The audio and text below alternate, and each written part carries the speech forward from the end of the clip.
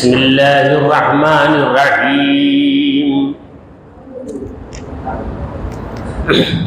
وقالوا لن تمسنا النار إلا أياما معدودا قل اتخذتم عند الله عهدا فلن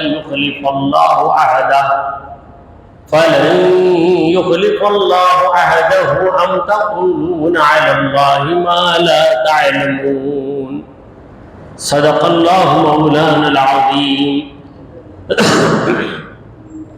حاضرین محفل، السلام علیکم ورحمۃ اللہ وبرکاتہ۔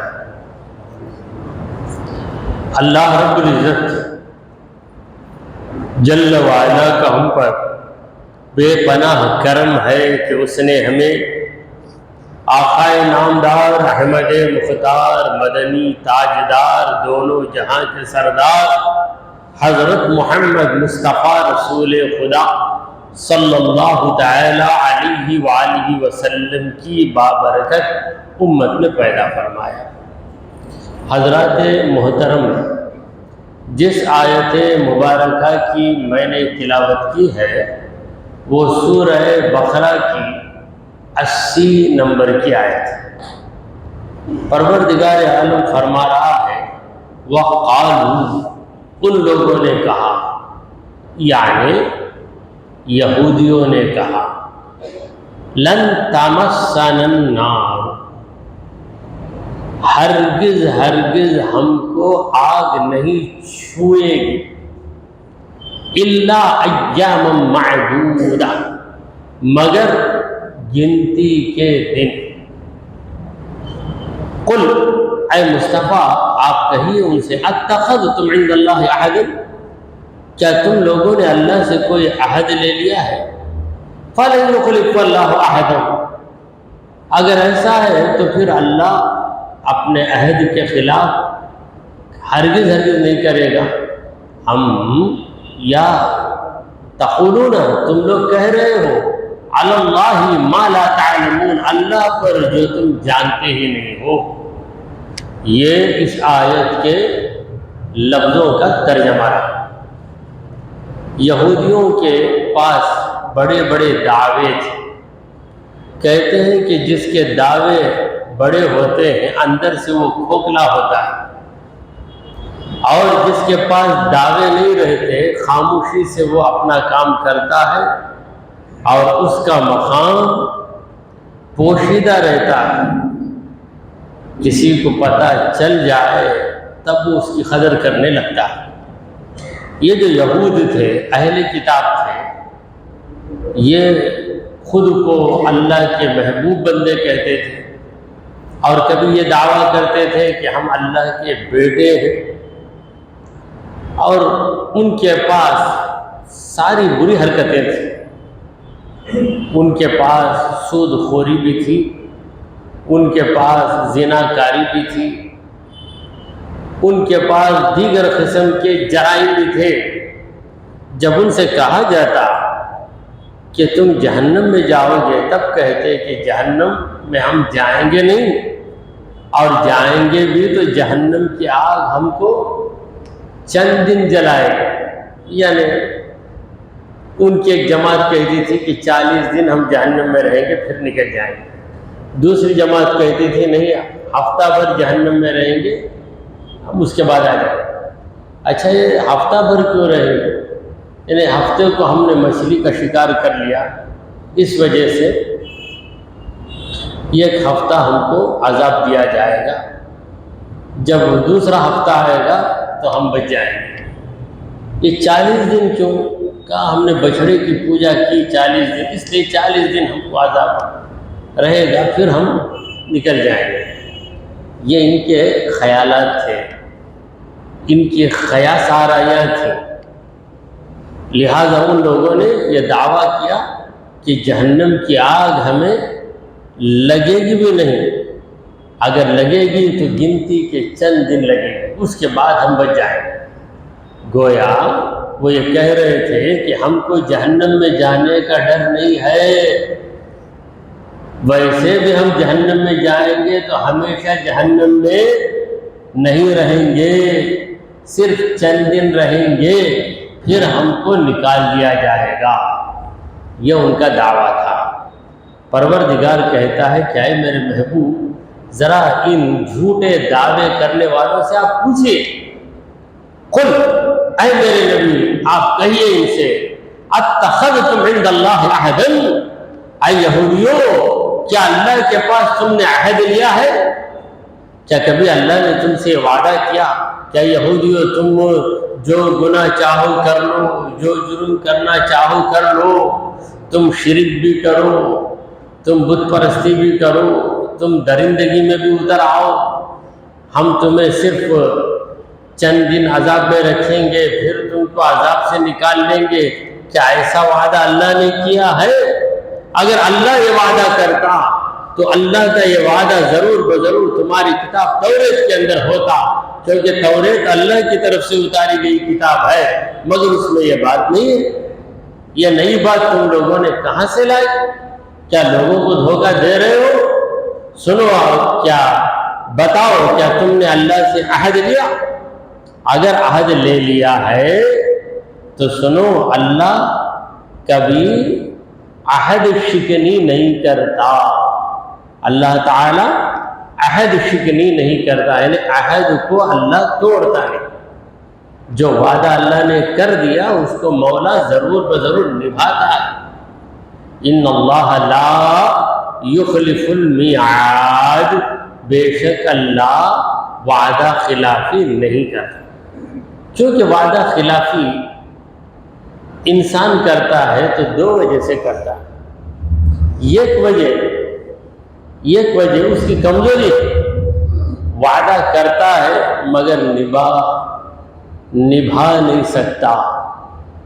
وعدہ کر دیا میں تمہیں گھر بنا کر دوں گا، مگر کمزور ہو گئے، تو کمزوری یا مجبوری کی وجہ سے آدمی وعدہ خلافی کرتا ہے، اور اللہ تعالیٰ کے حق میں یہ چیز محال ہے۔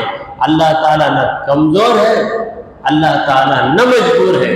جب وہ مجبور بھی نہیں، کمزور بھی نہیں، تو وعدے کو پورا کرنے سے کون سی چیز اسے روکتی ہے؟ اور وعدہ خلافی کرنے والا، اس کے مزاج میں کمینہ پن ہوتا ہے، کسی کو دھوکہ دینا یہ اس کے مزاج میں ہوتا ہے۔ اللہ تبارک و تعالیٰ تو تمام بری خصلتوں سے پاک۔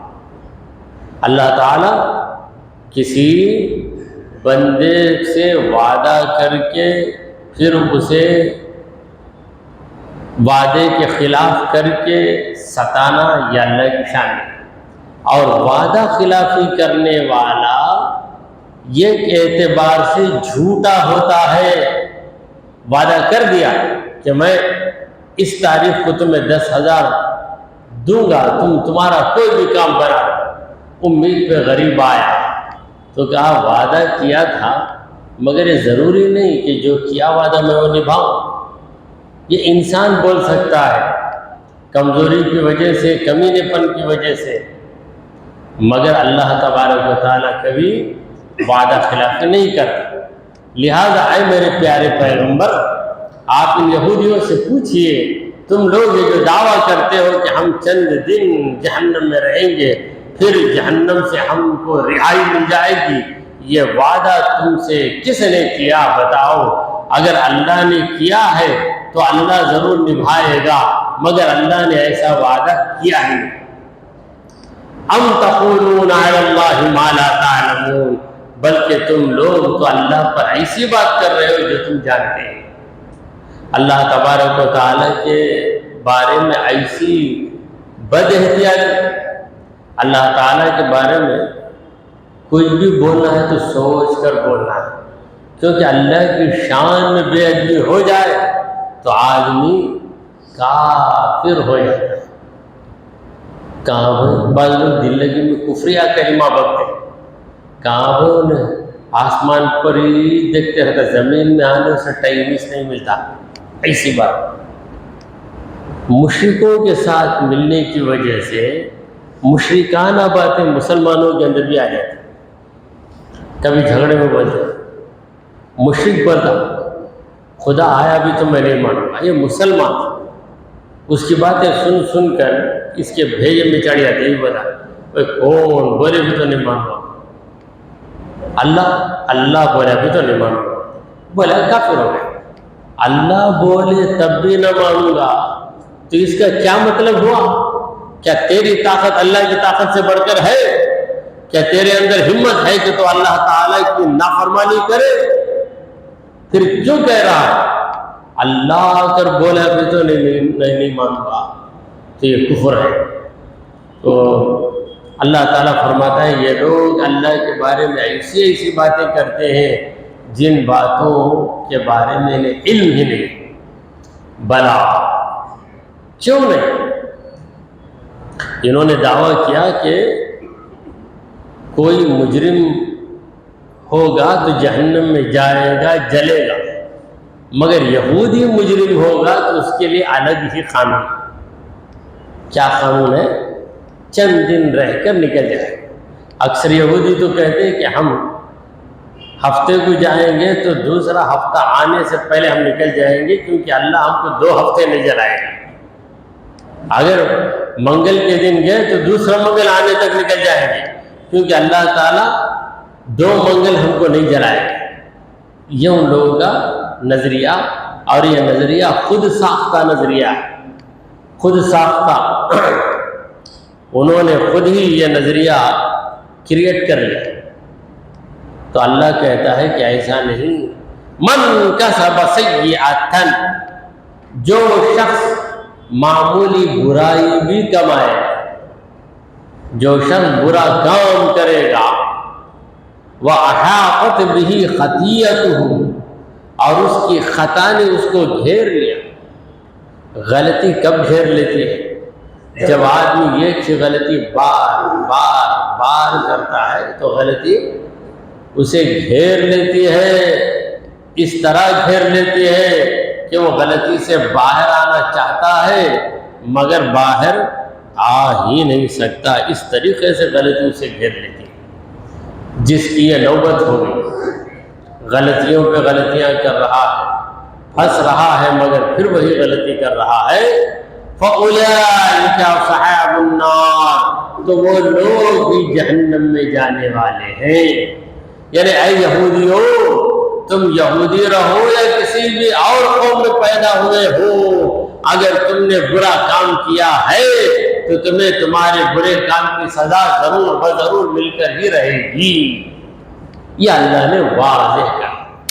اللہ کا قانون سب کے لیے یہ کہ قانون، پروردگار عالم نے اپنے قانون کا ذکر کیا، فرمایا فَمَنْ يَعْمَلْ مِثْقَالَ ذَرَّةٍ خَيْرًا يَرَهُ، جو ذرہ برابر بھی اچھا کام کر لے گا اس کے ثواب کو دیکھ کر ہی رہے گا۔ وَمَنْ يَعْمَلْ مِثْقَالَ ذَرَّةٍ شَرًّا يَرَهُ، جو ذرہ برابر بھی برا کام کرے گا اپنے برے کام کا انجام دیکھ کر ہی رہے گا۔ تو وہی قاعدہ اللہ نے یہاں بتایا کہ جو شخص گناہ کرے، گناہ کمائے۔ دیکھیے قرآن کہتا ہے کسب، کمانا۔ کسے کمانا؟ نوٹ کماتا ہے؟ نہیں۔ زمین کماتا ہے؟ نہیں۔ کیا کماتا ہے؟ سیئۃً، برائی کو کما رہا ہے۔ تو برائی کرنے والا برائی کو حاصل کر کے اپنی بربادی کر رہا ہے، یہاں تک کہ وہ برائی جب بار بار کرتا ہے تو برائی اسے گھیر لیتی ہے۔ تو ایسے لوگ اصحاب النار ہیں، جہنم میں جانے والے ہیں، ہم فیہا خالدون، اس میں ہمیشہ رہیں گے۔ بعض لوگ کہتے ہیں کہ بھئی ایک عمر تک میں شراب پیوں گا، اس کے بعد چھوڑ ڈالوں گا۔ نہیں ہوتا۔ عمر جتنی بڑھے گی تمہارا شوق بھی بڑھتا ہی جائے گا۔ بہتر یہ ہے کہ جب خدا توفیق دے تو فوراً اس بری عادت کو چھوڑو تاکہ زندگی بھر آرام سے گزارو۔ والذین آمنوا وعملوا الصالحات، جو لوگ ایمان لائے اور اچھے عمل کرتے رہے، اولئک اصحاب الجنہ، وہ لوگ ہی جنت میں جانے والے ہیں۔ ہم فیہا خالدون، اس میں ہمیشہ رہیں، جہنمی جہنم میں ہمیشہ رہیں یعنی کافر، اور جنتی جنت میں ہمیشہ رہیں گے یعنی مومن۔ تو مومنوں کے لیے جنت ایک ایمان کا باغ رہے گی، اور کافروں کے لیے دوزخ کا ایندھن ان کے کفر کی سزا بن کر ان پر مسلط ہو جائے۔ تو جنتی جنت میں ہمیشہ رہیں گے، دوزخی دوزخ میں ہمیشہ رہیں گے۔ اسی لیے ایک عربی عالم اپنے شعر میں عرض کرتے ہیں وَلَا يَفْنَى الْجَحِيمُ وَلَا الْجِنَانُ، فنا نہیں ہوگی جہنم اور نہ فنا ہوگی جنت، وَلَا أَهْلُهُمَا أَهْلَ انتقالی، اور جنتی رہے یا دوزخی یہ انتقال کر کے جاتے ہیں، مگر یہ وہاں پہنچنے کے بعد ہمیشہ اسی جگہ رہے گا۔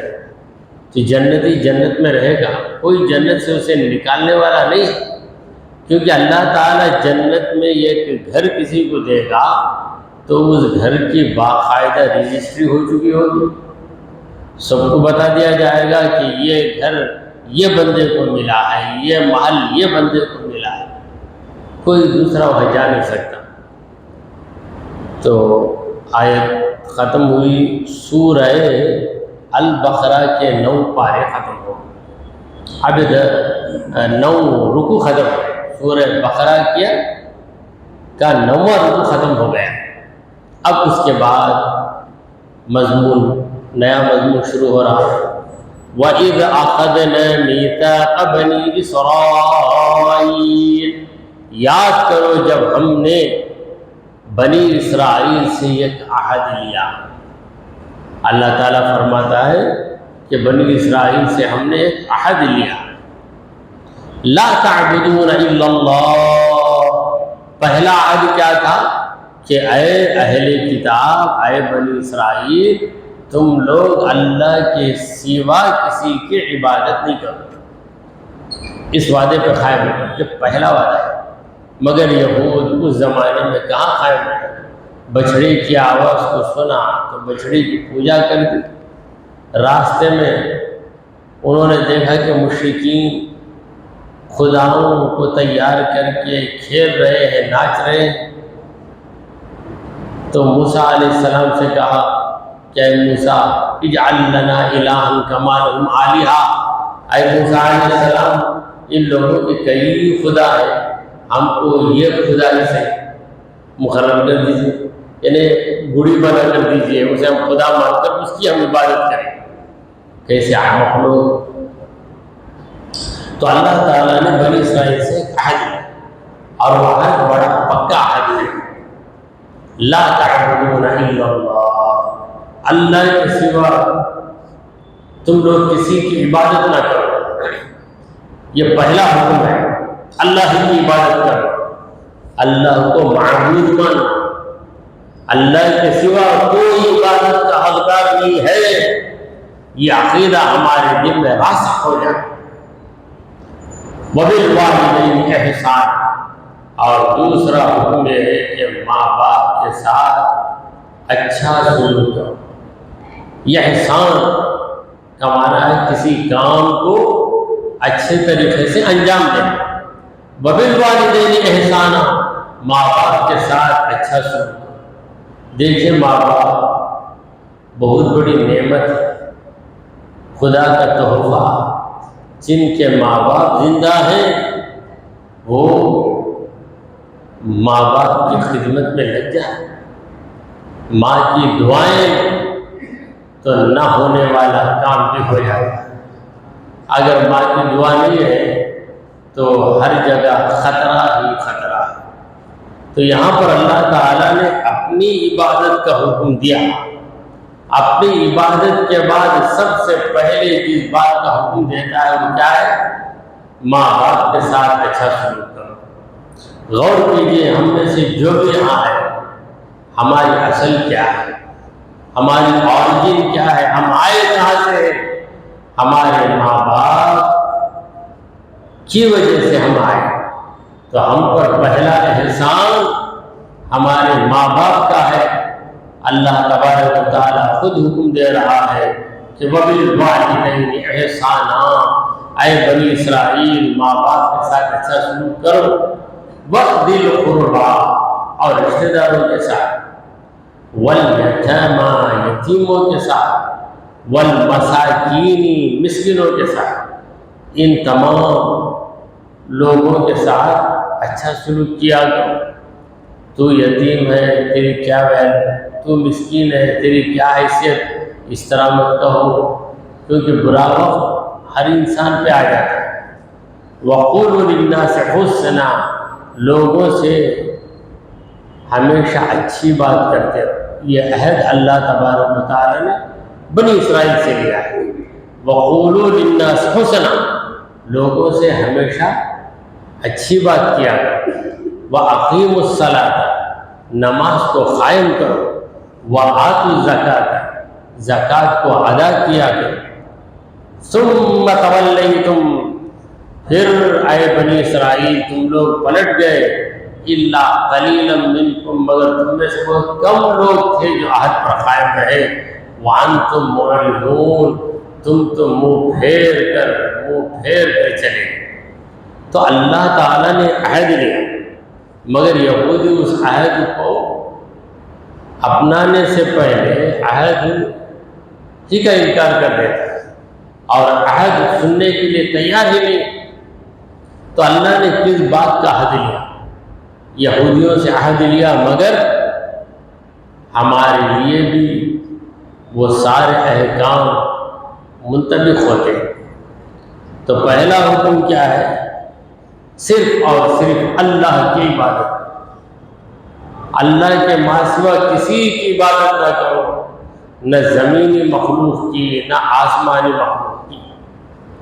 اور دوسرا حکم یہ ہے کہ وَبِالْوَالِدَيْنِ، ماں باپ دونوں کے ساتھ احسان کرو، اچھا سلوک کرو، کیونکہ بچپن میں ماں باپ نے تم کو پالا پوسا، اب ماں باپ کمزور ہو گئے تو ماں باپ کی خدمت کرنا تمہاری ذمہ داری ہے۔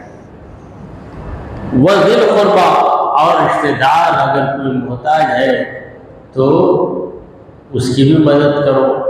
وَالْيَتَامَىٰ، جو یتیم ہے باپ کا سہارا ان سے نکل گیا، ان لوگوں کی بھی مدد کرو، ان کو بھی کھانا کھلا۔ وَالْمَسَاکِینِ، اور مسکین ایسا غریب کہ اب کھا لیا آئندہ کیا کھائے گا اسے علم نہیں، بس اللہ کے بھروسے پہ رہ جاتا ہے۔ تو اللہ تعالیٰ فرما رہا ہے کہ وَالْمَسَاکِینِ، تو مسکینوں کے ساتھ اچھا سلوک کیا کرو۔ یہ ایک رشتہ دار، پھر یتیم اور اس کے بعد مسکین۔ وَقُولُوا لِلنَّاسِ حُسْنًا، اے مومنوں لوگوں سے ہمیشہ اچھی بات کرو۔ وَأَقِیمُوا الصَّلَاةَ وَآتُوا الزَّکَاةَ، اے لوگوں نماز قائم کرو، زکوٰۃ دیا کرو۔ یہ دونوں عبادتیں دین کی جان۔ ایک شخص نماز ہی نہیں پڑھتا، بے نماز، ہم اسے مومن بولنا بھی پسند نہیں کرتے۔ تو نماز قائم کرو، زکوٰۃ دیا کرو۔ نماز بدن عبادت ہے، زکوٰۃ مالی عبادت ہے۔ یہ جسم یہ بھی رب کا کرم، یہ پیسے یہ دولت یہ دھن یہ بھی رب کا کرم۔ لہذا انہیں حکم ملا بنی اسرائیل کو کہ وَأَقِیمُوا الصَّلَاةَ، نماز قائم کرو، وَآتُوا الزَّکَاةَ، زکوٰۃ دیا۔ بعض لوگ سمجھتے ہیں کہ ہم زکوٰۃ دیں گے تو ہمارا مال کم ہو جائے گا، یہ ان کی غلط فہمی ہے۔ پروردگار عالم ایسی برکت عطا فرماتا ہے کہ جتنا تمہارے ہاتھ سے گیا اس سے بڑھ کر تمہارے پاس آ جاتا ہے۔ تو زکوٰۃ دینا، زکوٰۃ نہ دینے سے بڑے بڑے نقصانات ہیں۔ رسول گرامی وقار صلی اللہ علیہ وسلم نے فرمایا کہ ما تلف مال فی بحر ولا بر الا بمنع الزکوٰۃ، دریا میں رہے یا خشکی میں رہے، مال اگر برباد ہوتا ہے تو وہ زکوٰۃ نہ دینے کی وجہ سے برباد ہوتا ہے۔ تو زکوٰۃ دیا، دو ہی بات ہے، یہ مال و دولت یہ بھی اللہ کی دین ہے، اسے ہم اللہ کے حکم کے مطابق اللہ کی راہ میں خرچ کریں گے تو یہ کتنی بڑی وفاداری ہے۔ ثم تولیتم الا قلیلا منکم، پھر اس کے بعد اے یہودیو یہ عہد تم سے لیا گیا مگر تمہارا حال کیا ہے؟ تولیتم، تم پلٹ گئے اپنے عہد سے، الا قلیلا منکم، مگر تم میں سے بہت کم لوگ ہیں جو عہد پر قائم رہے۔ وانتم مورثون، تمہاری حالت تو یہ ہے کہ تم ہمیشہ چہرہ پھیر کر گردن گویا مروڑ لیتے ہو، یہ جو ہے تمہاری آیت ہے، گردن پھیر لیتے ہو، جب صحیح بات تم کو بتائی جاتی ہے تو تم چہرہ پھیر لیتے ہو، یہ تمہاری حالت ہے۔ وَإِذْ أَخَذْنَا مِيثَاقَكُمْ، یاد کرو جب ہم نے تم سب سے پکا عہد لیا، یعنی سارے یہودیوں سے۔ وہ عہد کیا تھا؟ لا تسفکون دماءکم، تمہارے خون تم نہیں بہاؤ گے، یعنی تمہارے رشتہ داروں کے ساتھ جھگڑے تم ختم کر دو گے، کیونکہ جھگڑا شروع ہوتا ہے سخت گفتگو سے، اور یہ جھگڑا ختم ہوتا ہے قتل کے پاس جا کے۔ قتل کر دیا، اب جھگڑا ختم ہو گیا، ختم ہو گیا جھگڑا، تو یہ بڑی خطرناک چیز ہے۔ تو اللہ تعالیٰ نے بنی اسرائیل سے کہا کہ دیکھو اے بنی اسرائیل، لا تسفکون دماءکم، تم خون ریزی نہیں کرو گے، ولا تخرجون انفسکم من دیارکم، اور تم اپنے گھروں سے اپنے لوگوں کو نہیں نکالو گے۔ یعنی بنی اسرائیل کے اندر ایک اخلاقی کمزوری آ گئی کہ کسی پر وہ رحم نہیں کرتے۔ ثم اقررتم وانتم تشہدون، پھر تم نے اقرار کیا اور تم خود دیکھ رہے تھے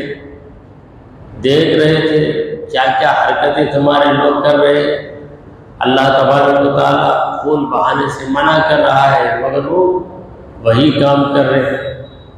ثم انتم ہؤلاء، اے مومنو پھر تم لوگ ایسے ہو کہ تقتلون انفسکم، اپنے رشتہ داروں کو قتل کر دیتے ہو، وتخرجون فریقا منکم من دیارکم، اور تم لوگوں نے اہل کتاب کی ایک جماعت کو اپنے محلوں سے نکالا۔ وَإِيَّاكُمْ أُسَارَىٰ تُقَاتِلُونَ، جب وہ قید ہو کر آتے ہیں تو تم ان کی مدد کرتے ہو۔ وَهُوَ مُحَرَّمٌ عَلَيْكُمْ إِخْرَاجُهُمْ، حالانکہ ان کا نکالنا یہ خود حرام ہے، تو تم یہ غلط کام کر رہے ہو، پھر ایک صحیح کام بھی کر رہے ہو۔ أَفَتُؤْمِنُونَ بِبَعْضِ الْكِتَابِ، کیا تم لوگ کتاب کی ایک حصے پر ایمان رکھتے ہو؟ وَتَكْفُرُونَ بِبَعْضِ، کتاب کے دوسرے حصے کا تم انکار کرتے ہو۔ تو یہی حال بعض مسلمانوں کا ہے، قرآن مجید سے ایسے احکام چنیں گے جو ان کی طبیعت کے مطابق، تو بعض باتوں پر ایمان لانا، بعض کا انکار کرنا۔ بعض لوگ سنتوں کا بڑا شوق رکھتے ہیں مگر ایک سنت بھی ان کے پاس نہیں ہے، ہر سنت سے دور، مگر ہمیشہ کہتے ہیں کہ میں سنت کو پسند کرتا ہوں۔ کسی نے پوچھ ہی لیا کون سی سنت پسند کرتے ہیں؟ کہا دعوت قبول کرنا سنت ہے، دعوت قبول کرنا سنت ہے، اس سنت پر میں بڑا عمل کرتا ہوں، اور دیگر سنتیں کیا ہیں مجھے یاد ہی نہیں۔ تو مسلمانوں کی بھی تقریباً یہ حالت ہو رہی ہے۔ تو پروردگار کہہ رہا ہے کہ تم اپنے لوگوں کو قتل کر دیتے ہو اور اپنے ہی لوگوں کو تم بستی سے نکال دیتے ہو۔ تظاہرون علیہم بالإثم والعدوان، تم تمہارے رشتہ داروں پر غالب آ جاتے ہو گناہ کا کام کر کے اور ظلم کر کے۔ تو تمہاری حالت یہ ہے کہ کسی غریب کو تم پھنساتے ہو جرم، پھر اس کو رہائی دلانے کے لیے خرچ بھی کرتے. حالانکہ اللہ فرماتے ہیں وَإِيَّاكُمْ مُسَارَعَ، جب یہ تمہارے رشتہ دار خیری بن کر آتے ہیں تمہارے پاس تو فَادُوهُمْ، تم فدیہ دے کر انہیں بچاتے ہو. وَهُوَ مُحَرَّمٌ عَلَيْكُمْ إِخْرَاجُهُمْ، حالانکہ ان کو نکالنا ہی بہت بڑا جرم تھا، حرام تھا. تو یہودیوں کو نکال دیتے، پھر انہیں یہودیوں کو بلا لیتے ہیں. قرآن مجید کہہ رہا ہے کہ یہ جو یہودیوں کی خصلت ہے کہ کسی کو پھنسا دینا، پھر اس طرح آنا کہ مہربانی کر کے اسے رہا کر رہے ہیں، یہ تکبرانہ مزاج ہے. پروردگار کہتا ہے افتؤمنون ببعض الکتاب وتکفرون ببعض، کہ کتاب کے ایک حصے کو مانتے ہو اور ایک حصے کا انکار کرتے ہو. فما جزاء من یفعل ذلک منکم، تم میں جو بھی وہ کام کرے گا اس کی جزا اس کے سوا کچھ نہیں کہ الا خزي فی الحیات الدنیا، دنیاوی زندگی میں ان کے لیے رسوائی، ذلت کی زندگی گزارے گا. وَيَوْمَ الْقِيَامَةِ يُرَدُّونَ إِلَىٰ أَشَدِّ الْعَذَابِ، قیامت کے دن سخت ترین عذاب کی طرف انہیں پہنچا دیا جائے گا. وَمَا اللَّهُ بِغَافِلٍ عَمَّا تَعْمَلُونَ، تم جو بھی کرتے ہو تمہارے کسی بھی عمل سے اللہ تعالی غافل نہیں ہے. أُولَٰئِكَ الَّذِينَ اشْتَرَوُا الْحَيَاةَ الدُّنْيَا، وہی وہ لوگ ہیں جنہوں نے دنیاوی زندگی کو خرید لیا بالآخرت، آخرت کو چھوڑ، آخرت کو تو برباد ہونے چھوڑا اور خود اپنی دنیا کی زندگی بنائے رہے. فَلَا يُخَفَّفُ عَنْهُمُ الْعَذَابُ، ایسے لوگوں سے عذاب کم نہیں کیا جائے گا.